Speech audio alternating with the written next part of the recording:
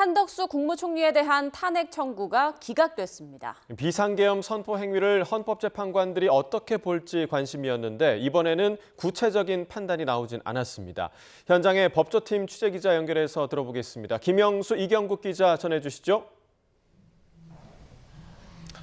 네, 헌법재판소에서 관련 소식 전해드리겠습니다. 말씀하신 것처럼 한덕수 총리에 대한 탄핵 청구가 기각됐습니다.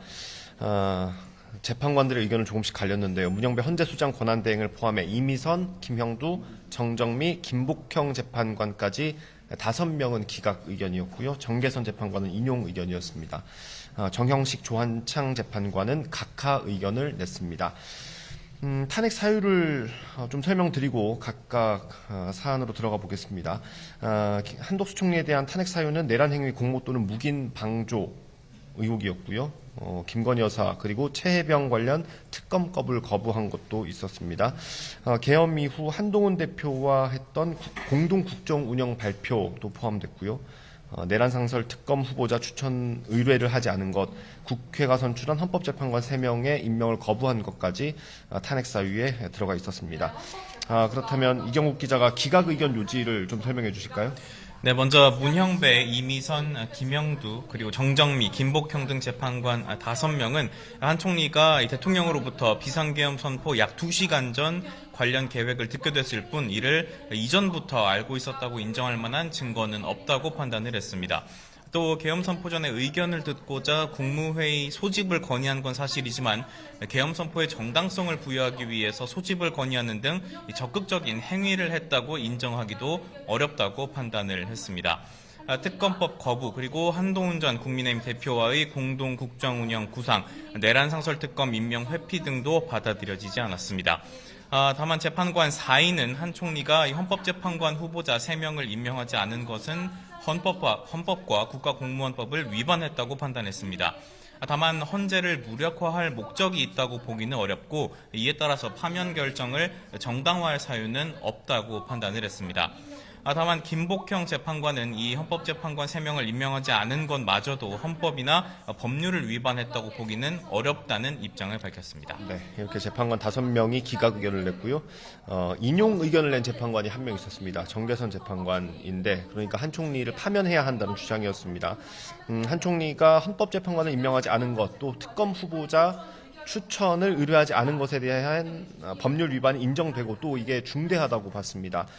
계엄 선포 이후 있었던 내란 상설 특검은 사회적인 혼란을 수습하고 공공질서를 회복하는 중요한 것이었다고 평가하면서 수사권 문제도 해결할 방안이었다 이렇게 언급했습니다.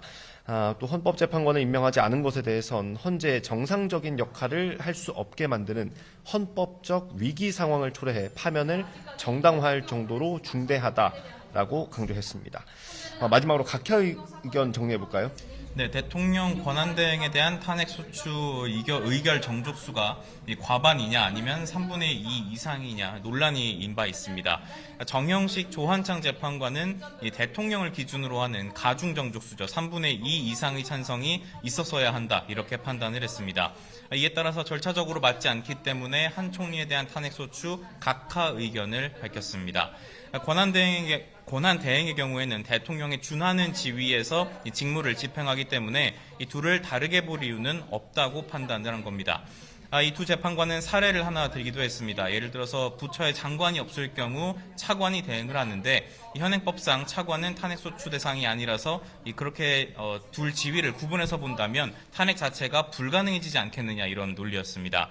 두 재판관은 또 대통령 권한대행의 탄핵을 본래 직위를 기준으로 한다면 이 대행을 하는 국무위원들에 대한 연속적인 탄핵이 가능해서 국정 마비 가능성이 우려된다는 점도 함께 강조했습니다. 네, 한덕수 총리에 대한 탄핵 심판 결과가 주목을 받았던 게 윤석열 대통령과 좀 쟁점이 겹치기 때문이었죠. 그게 이제 비상계엄과 관련된 것인데 이거에 대한 판단이 좀 있었습니까?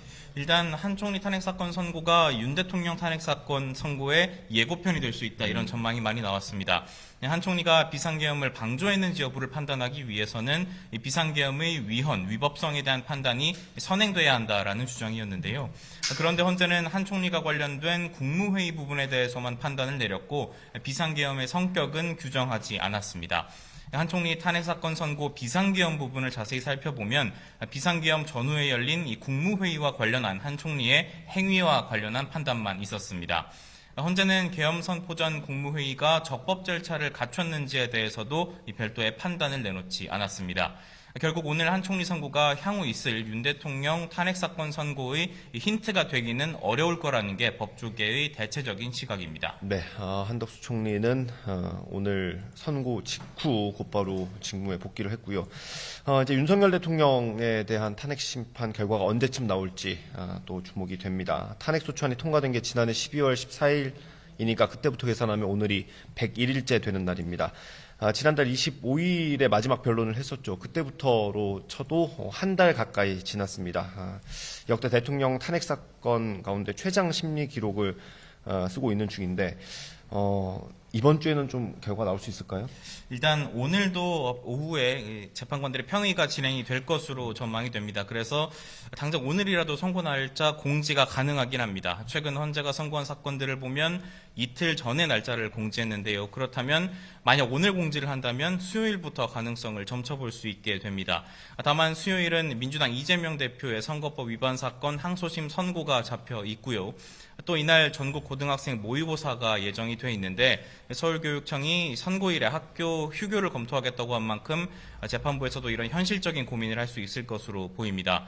목요일은 통상 헌재가 일반 사건 선고를 진행했던 날이고요. 과거 대통령 사건은 모두 금요일에 선고가 진행이 됐기 때문에 이번 주 후반 가능성도 점쳐볼 수 있을 것 같습니다. 네, 지금까지 했던 분석과 전망들이 좀 많이 빗나가는 상황이라서 역시 공지가 나와봐야 할 것 같습니다. 4월로 넘어갈 가능성도 현재로서는 거론되는 상황이고요. 다만 문영배 권한대행 그리고 이미선 재판관의 임기가 4월 18일까지입니다. 그래서 늦어도 그때까지는 선고가 있을 거라는 전망이 나옵니다. 지금까지 헌법재판소에서 전해드렸고요. 상암동 스튜디오 나와주십시오.